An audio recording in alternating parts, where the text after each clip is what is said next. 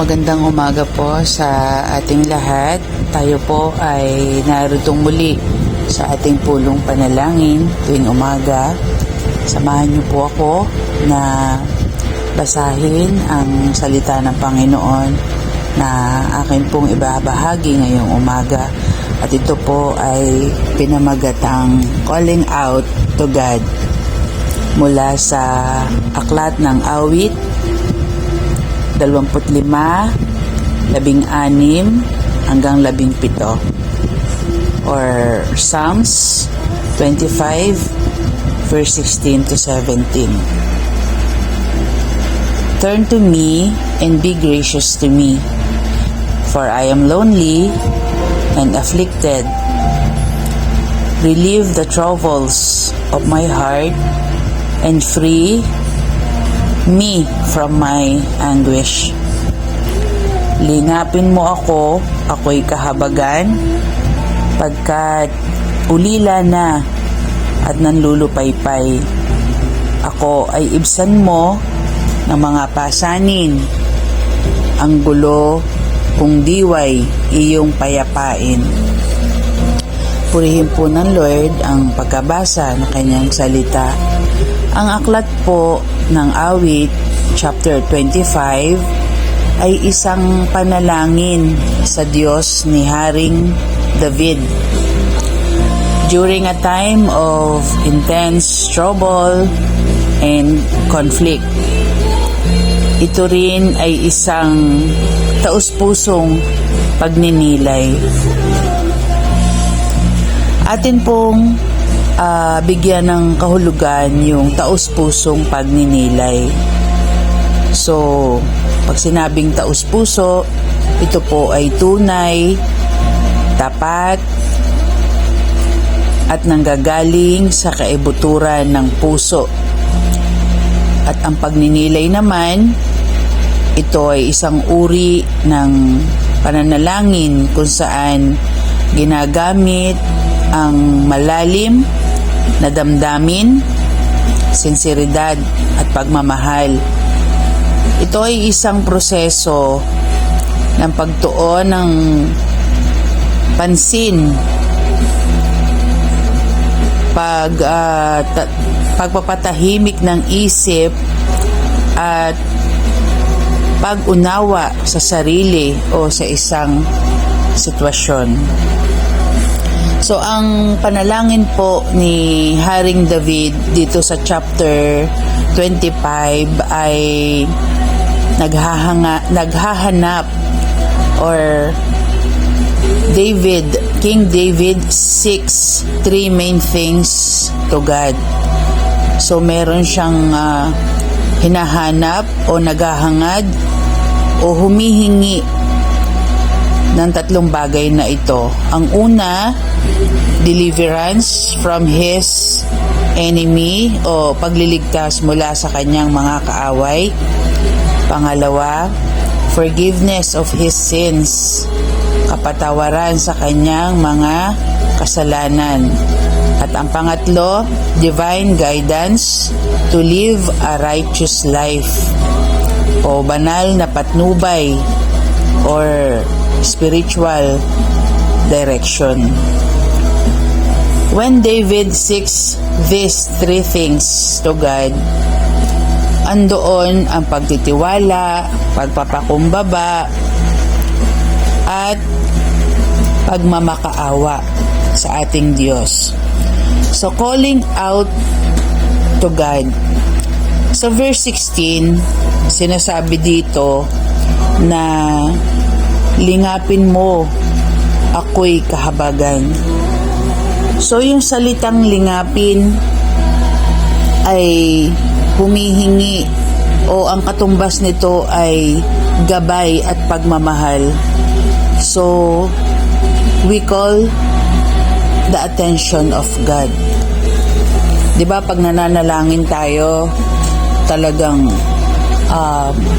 andun yung gusto nating makuha, makatch yung atensyon ng ating Diyos para sa ating mga ipinapanalangin. Kaya, Lord, Sabi natin, Lord, lingapin mo po ako. Ako'y kahabagan.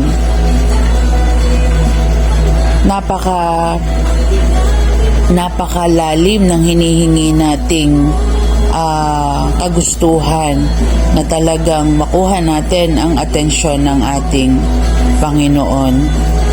At madalas, kalakip ng ating damdamin sa ganitong paglapit natin sa Diyos, yung mga katagang, Lord, help me po. Tulungan mo po ako, Panginoon. Nakakailang ulit nating binabanggit, nakakailang ulit nating sinasabi ang salitang, Lord, help me. Tulungan mo po ako. Isang pagtawag sa Diyos na may punong-puno ng damdamin. At sa verse 17, pwede naman talagang tapatin natin si God sa bigat ng ating suliranin. At nasasambit natin talaga ang mga salita na nagde-describe ng ating kahirapan. Lord, ibsan mo po ang aking pasanin. Ibsan, bawasan, lahat ng ating nararamdaman na bigat na nakalagay sa ating balikat, responsibilidad na nakaatang sa atin, damdamin na hindi natin makayang resolbahin. Humihingi tayo sa Panginoon ng kagaanan. Kaya yung isang pagtawag natin sa Diyos na, Lord, ibsan mo po ang aking pasanin. Dahil bakit? Sa totoo po, napakabigat na. Napakahirap. Ito yung mga sitwasyon na tanging sa Diyos lamang tayo lalapit at makakalapit, dahil alam natin na yung nararamdaman nating bigat at yung kahirapan na yun ay ang Diyos lamang ang tanging makakatulong sa atin. We need God for help.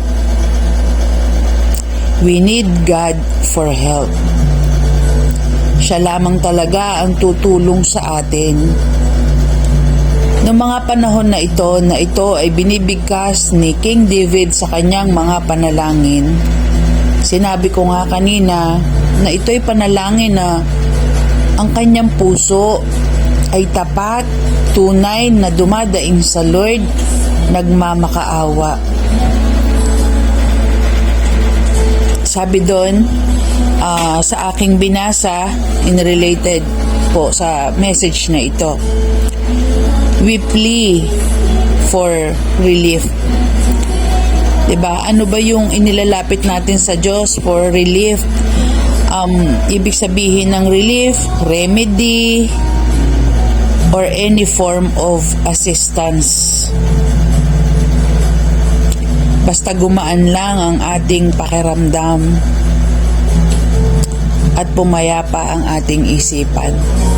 Mga kapatid, napakahalaga ng pananalangin na ito.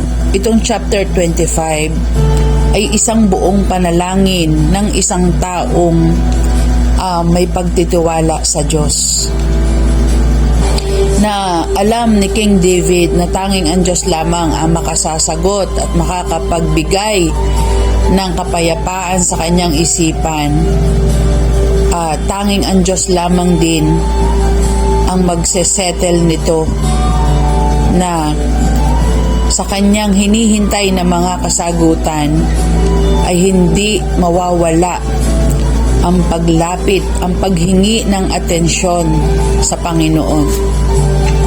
Ang lingapin na ating inuusal sa ating Diyos, na makita niya tayo, marinig niya tayo, marinig ang ating mga panalangin, at yung ibsan, yung paghingi ng tulong sa Diyos na bawasan, mapagtagumpayan ang mga pagsubok na talagang kinahaharap natin, na nagbibigay sa atin talaga ng kagulumihanan ng ating isipan na hindi natin alam kung paano ito mapagtatagumpayan. Kaya mga kapatid, ang panalangin ni David na ito ay maging panalangin natin, isang buong panalangin na kailangan ng ating buhay, ng ating sarili, upang sa gayon ang ating paglapit, ang pagsigaw natin ng awa sa Diyos, ang ating pakikipag-usap sa Diyos ay maging hayag, tunay at tapat sa Kanyang harapan.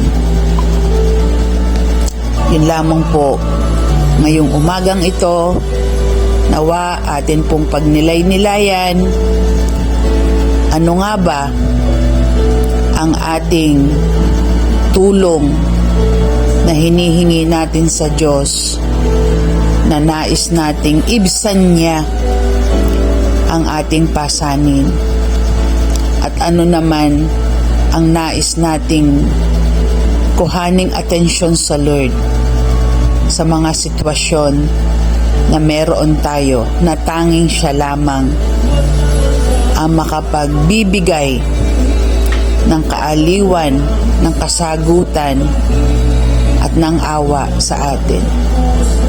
Maraming salamat po. Sa Diyos po ang papuri.